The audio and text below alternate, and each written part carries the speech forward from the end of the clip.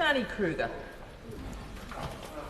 Thank you very much indeed, Madam Deputy Speaker. And can I start by congratulating my right honourable friend, the Shadow Secretary of State, to his role. And I note what a distinguished career he has held in business and how eminently qualified he is for this role. I also enjoyed listening to the Secretary of State, who I know is a very intelligent man. I know by reputation what a decent man he is as well. But while we were sitting here, I looked up on Wikipedia what his business experience is, what qualifies him for the role he's had. And Madam Deputy Speaker, I'm sorry to report that he has about as much business experience as I do, which is precisely none. I spent my career before this place working in Parliament and in the charity sector. You could mistake me for a Labour MP. Almost indistinguishable from members opposite, easily mistaken. But I will do my best to disabuse them of that false impression by saying this. Madam Deputy Speaker, it's a very shameful thing that the Labour Party allowed the public to be so misled in the run-up to the last election. They promised not to raise taxes on workers. They promised not to increase borrowing or indeed to change the borrowing rules. And certainly they promised not to impose inheritance tax on family farms. All of these things they have done in this budget, and it is a shameful thing. And leave aside whether or not these measures are good or bad for the country. Leave aside whether indeed they were suddenly discovered. This is erroneous idea that suddenly the Labour Party understood the public finances after they got into government when they didn't understand them before, even though before they got into government they said they knew exactly what was in the public finances, as of course they did, because that's what the ABR enables.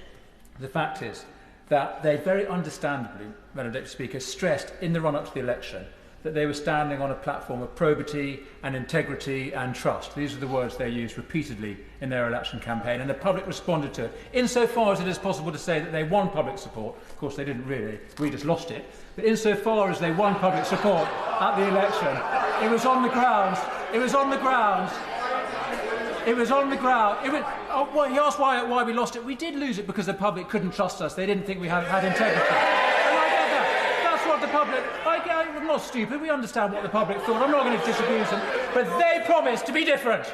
They promised to be different. And in this budget, they have absolutely broken their promises on integrity and on trust. So it's a day of shame for the party what they've done with this budget.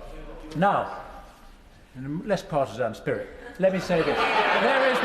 There is actually much to critique, I think, about the economy that the Labour Party inherited when they got into government. I recognise that. There are things that are wrong in our economy, deep structural problems with our economy. They go back decades. They go back a lot longer than 14 years. And insofar, and again, speaking seriously, insofar as it is possible to critique my party for failures in government, it's because of very understandable reasons, not least the deficit, the broken economy that we inherited 14 years ago, and because of other events that took place during the time we were in power. Our failure was not to fix those fundamental structural problems with the economy which we inherited.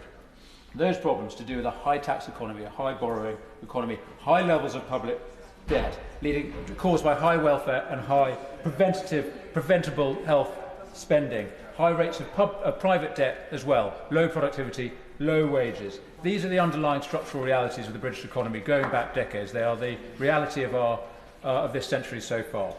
And it is therefore right, and I'm pleased to hear it, that the Chancellor talks often about fixing the foundations. That is absolutely the right framework, I think, in which we should be approaching the challenge that the new government has on the economy. So I welcome that.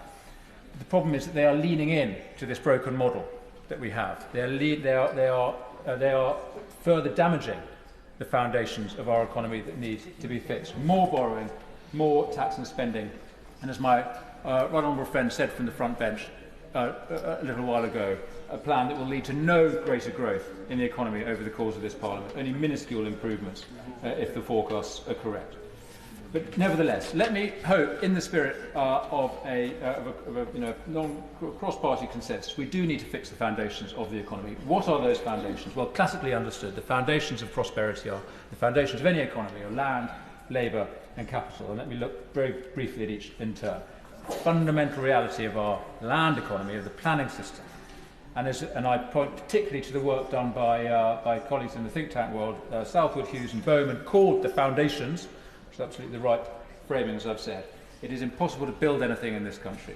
It is impossible to build things quickly, and it's impossible to build them in the right places. Yes, we need new housing urgently, and I recognise and I applaud the government's commitment there, but their approach is entirely wrong. They're proposing to build where houses are not needed and not wanted on our green fields, instead of where they are urgently needed and are very much wanted, which is in our cities.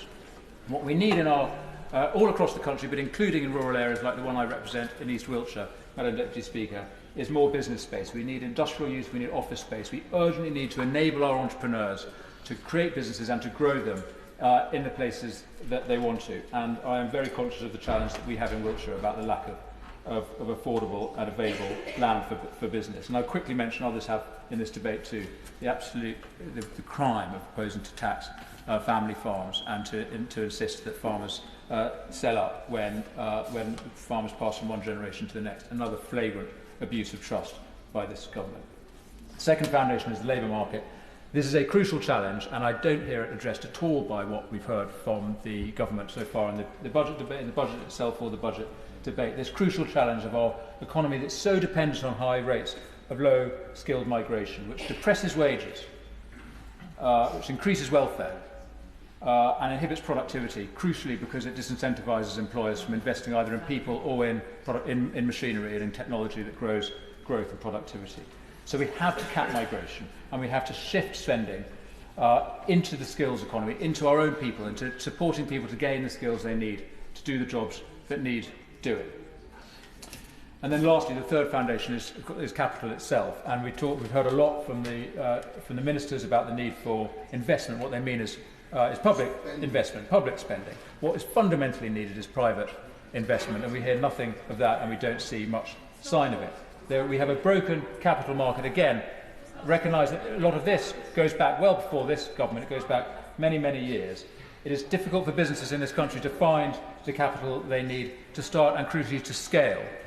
And so the incentives are all to rush to private equity or to an IPO and to cash out as soon as possible. And we heard earlier from my honourable friend during PMQs, the member from Mid-Norfolk, about the failure of the London capital market to direct capital into UK businesses. This is a perennial challenge with our finance sector, which needs addressing. And I want to echo the point made by the Liberal Democrat spokesman just now. She's absolutely right about the crucial importance of investing in UK resilience. We need money in the UK, crucially private money, to be going into those SMEs and those key growth sectors that are going to be needed in the turbulent times to come. So we need to incentivise. We need to use the incentives in the tax system and the regulation system to direct finance towards British businesses. And crucially, we need to make British businesses more competitive. And that brings me, lastly, Madam Speaker, to the national insurance increase. It's this huge jobs tax that has been imposed on the country without any warning, in fact, in direct breach of promises that the Labour Party made. And even the OBR itself, in its... Happy to give way, yes.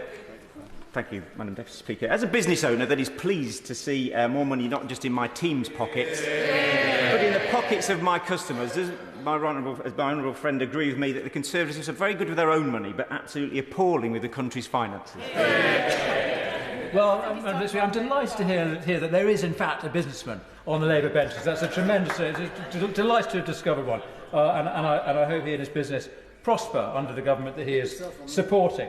The fact is that the OBR itself has said in its commentary on the budget that payroll tax rises are passed through into lower wages. So the direct effect, what the government is doing, they are taxing workers to fund their spending commitments. And those spending commitments going partly into what they call investment capital projects, but also into public services running costs. And as we've heard today, the bulk of that money will be front-loaded at the start of this Parliament in what one would have thought would be direct contravention of good fiscal management. But crucially, and more importantly, more worryingly, as we've heard, the effect will be largely circular, because the additional spending will simply be taken in tax through the NIC. So increases. And I would just quickly add, Madam Speaker, on behalf of my constituents, the one spending area where a number that I regret particularly, but the cutting of the transport budget. They talk about increasing investment in the public sector. They've cut the transport budget overall, and particularly to the regret of constituents in Wiltshire, they've scrapped the plan to upgrade the A303 and to divert all of that horrendous traffic around Stonehenge. I deeply regret that, and I'm very sorry that we have yet to hear from the Transport Department or from the Chancellor or from the Treasury any plans to alleviate the chronic traffic problems that we have. So let me finish by saying how much I regret the missed opportunities that this budget represents, how much I think we do need growth, we do need productivity. That fundamentally will only come from the private sector, as my honourable friend said earlier, and what we need to see is more savings in the public sector to fund proper deficit reduction, which we're not going to see, meaningful tax cuts to get the economy going,